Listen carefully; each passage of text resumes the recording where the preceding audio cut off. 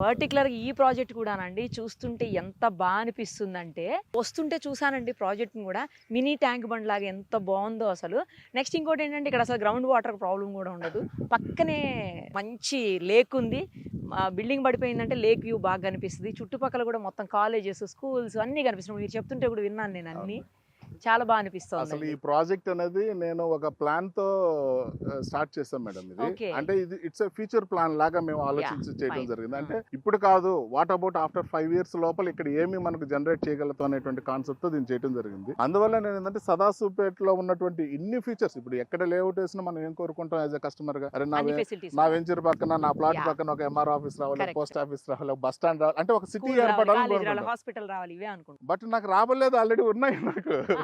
Already ఏవైతే ఉన్నాయో వాటికి దగ్గరలో నేను వెంచర్ వేసుకోవడం జరిగింది. బై గాడ్ గ్రేస్ మాకు ఇటువంటి ప్రాపర్టీని దొరకడం జరిగింది మాకు. అందుకే గోల్డెన్ సిటీ అయింది. Golden city madam, really it's a golden city అండి. Yeah, yeah. ఎందుకంటే ఇక్కడ ఒక రకంగా చెప్పాలంటే ఇప్పుడు అపార్ట్మెంట్ కట్టుకోవచ్చు మేడం. మన పక్కనే చూడండి ఎంఆర్ఎఫ్ఓ అపార్ట్మెంట్స్ ఉన్నాయి, జ్యోతి సినిమా Yes. థియేటర్ ఉంది, కాలేజెస్ ఉన్నాయి, స్కూల్స్ ఉన్నాయి, hospitals 100 bed hospital madam. Recent గా 100 బెడ్ హాస్పిటల్ మనకు జస్ట్ ఒక హాఫ్ కిలోమీటర్ వాకబుల్ డిస్టెన్స్ లో హైదరాబాద్ కూడా చాలా దగ్గర. 35 మినిట్స్ లో హైదరాబాద్ నుంచి వచ్చేయచ్చు. సో ఇప్పటికిప్పుడు అపార్ట్మెంట్లు కట్టుకునేటువంటి ప్లేస్ అండి ఇది. ఇంకా ఇండిపెండెంట్ విల్లాస్ కానీ అసలు అల్టిమేట్ గా ప్లాన్ చేసుకోవచ్చు అండి. ఇన్వెస్ట్మెంట్ పర్పస్ లో రావాలి అనుకునే వాళ్ళకి ఏం సజెస్ట్ చేస్తారు మీరు? అంటే ఇన్వెస్ట్మెంట్ కోసం మాత్రమే ఉండొచ్చా, లేదంటే కట్టేసుకొని ఉండటానికి కూడా అవకాశం ఉండే అన్ని ఇప్పుడు రకాలుగా? ఇన్వెస్టర్ అనేవాళ్ళు మనకు ఆలోచించేది మేడం, నేను పెట్టిన డబ్బులకి నాకు పెరగాలి రేట్. కరెక్ట్.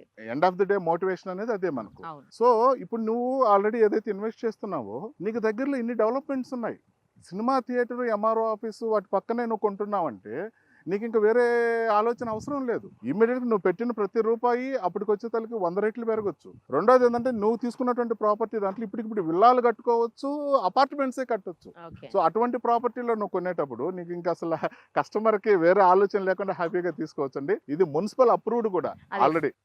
ఇప్పుడు మనం కొన్ని దగ్గరలో వేస్తే మున్సిపాలిటీలో కలిసొద్దు సార్ అని చెప్తుంటాం. కరెక్ట్. బట్ ఇక్కడ ఆల్రెడీ కలిసి ఉంది, వార్డ్ నెంబర్ 3 కిందకి వస్తుంది. ఓ మన డాక్యుమెంట్స్ లో కూడా మనం స్పెసిఫై చేపిస్తాం సదాశివపేట మున్సిపాలిటీ వార్డ్ నెంబర్ 3 అని చెప్పి. సో ఇమీడియట్ గా మున్సిపాలిటీ థింగ్స్ వాళ్ళకి స్టార్ట్ అయిపోతాయి. సో కన్స్ట్రక్షన్ చేసుకోవాలన్నా అపార్ట్మెంట్స్ కానీ విల్లాలు కానీ బెస్ట్ ప్లేస్, ఒక మంచి రెసిడెన్షియల్ కాలనీని మనం డెవలప్ చేసుకోవచ్చు మేడం. ఆ ఉద్దేశంతో నేను ఇక్కడ ప్లాన్ చేయడం జరిగింది.